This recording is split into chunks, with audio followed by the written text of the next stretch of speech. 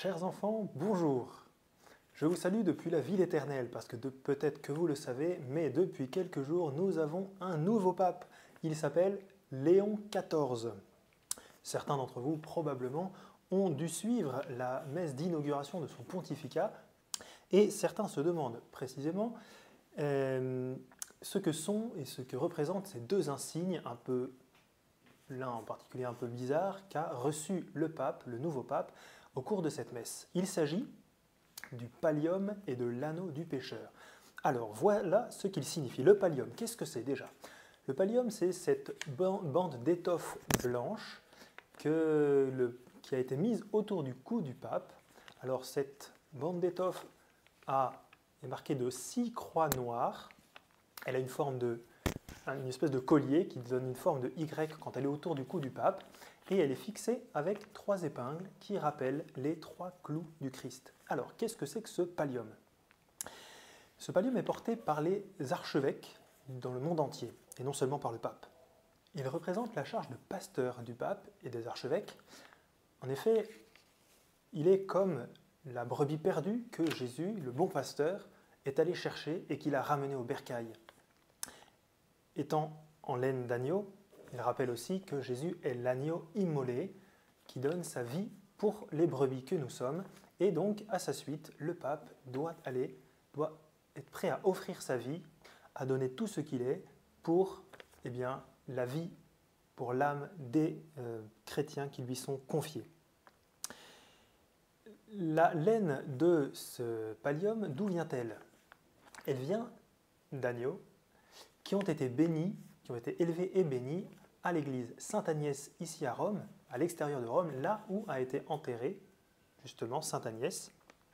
Ils sont bénis le 21 janvier et ensuite les agneaux sont bénis le 21 janvier, puis les palliums sont déposés juste devant la tombe de Saint-Pierre dans la basilique Saint-Pierre de Rome.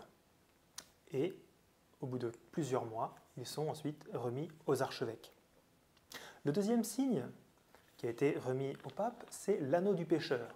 Alors attention, il ne faut pas comprendre l'anneau du pécheur comme l'anneau de celui qui fait des péchés, mais l'anneau de celui qui va à la pêche, avec un accent circonflexe. L'anneau du pécheur est un insigne épiscopal, c'est-à-dire un insigne des évêques, depuis plus de 1000 ans. Il a 2 significations. D'abord, il est comme un sceau, ce sceau avec lequel on marquait les lettres autrefois. Voilà un sceau qui montre que le pape est celui qui doit authentifier la foi, qui doit confirmer ses frères dans la foi, c'est-à-dire il doit enseigner la vérité telle qu'elle nous a été enseignée par Jésus et par les apôtres et la transmettre à la génération suivante. Voilà, et donc c'est, on peut dire, la première mission du pape. Et la deuxième, c'est l'anneau du pécheur. Sur cet anneau est représenté Saint Pierre avec, dans une main, les clés et dans l'autre main, un filet de pêche. Cela nous rappelle, vous vous souvenez sans doute, dans l'Évangile, la pêche miraculeuse. Quand Jésus dit à Saint-Pierre « Jette les filets », alors qu'ils avaient passé toute la nuit sans rien prendre. Saint-Pierre fait confiance à la parole de Jésus, il a foi en Jésus, il jette les filets et la pêche est miraculeuse, il ramène un grand nombre de poissons. Voilà. Cette scène qui est rappelée sur cet anneau est le signe de la mission de l'Église. La mission de l'Église, et en particulier du pape, qui en est la tête, est d'aller vers tous les hommes pour les conduire à Jésus, pour les arracher au pouvoir du mal, comme on tire les poissons hors de l'eau, et pour leur annoncer le salut que Jésus vient leur ramener, cette vraie vie que Dieu seul peut leur donner. Donc, le pallium et l'anneau, qu'a reçu le pape lors de sa première messe, lors de la messe d'inauguration de son pontificat, sont le signe de sa double mission, si on peut dire.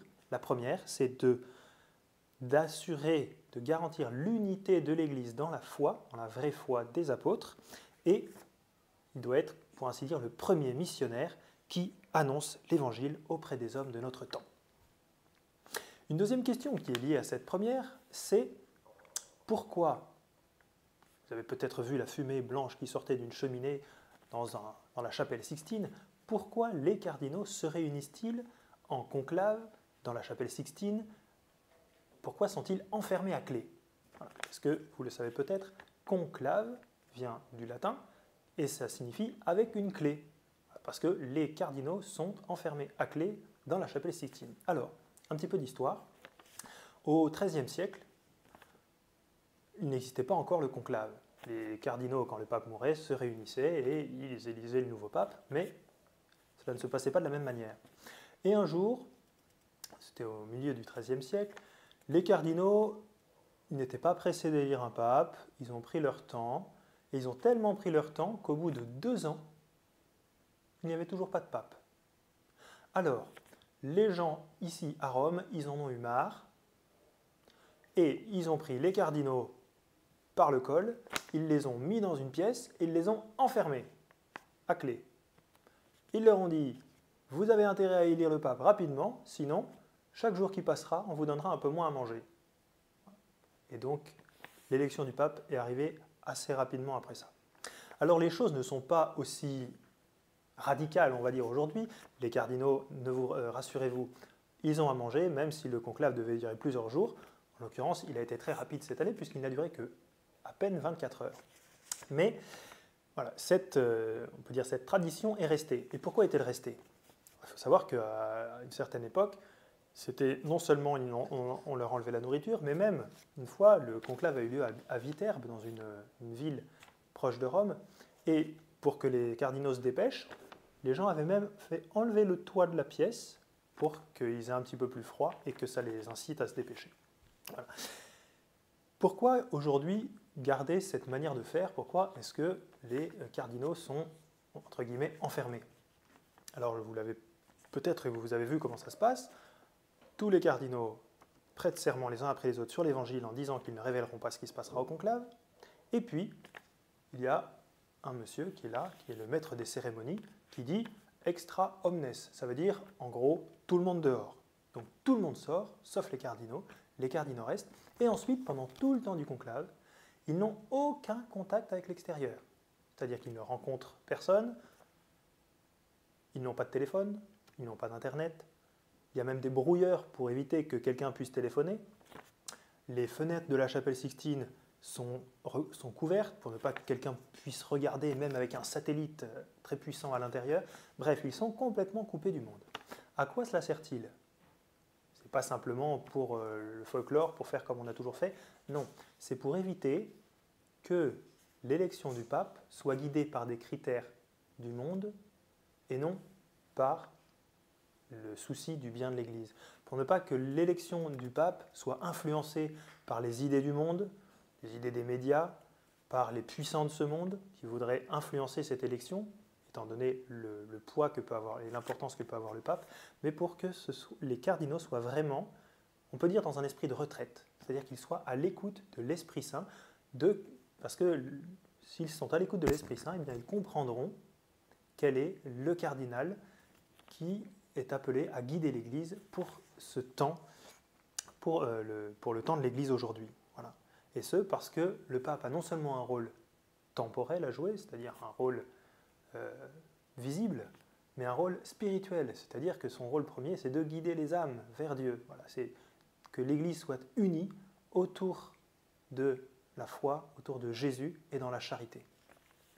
Alors, je vous propose donc de faire une prière pour le pape, justement, pour qu'il ait la force de remplir cette difficile mission qui est la sienne, voilà, pour qu'il soit fidèle à sa mission, pour qu'il soit vraiment le successeur de Pierre.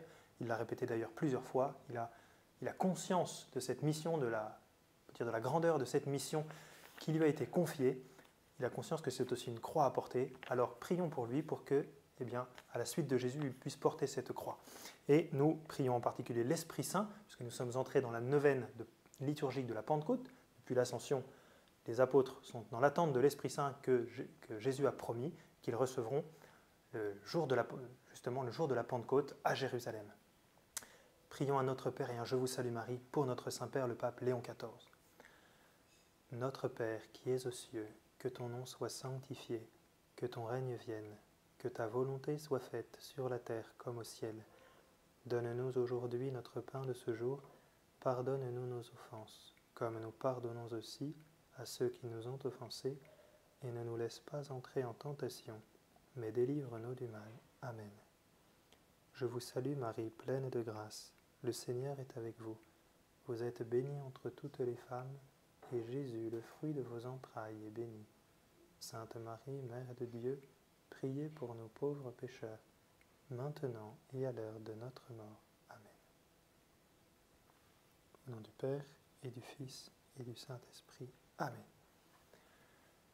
Je vous souhaite un bon mois du Sacré-Cœur qui commence ce 1er juin, et je vous dis à la semaine prochaine pour une vie de saint.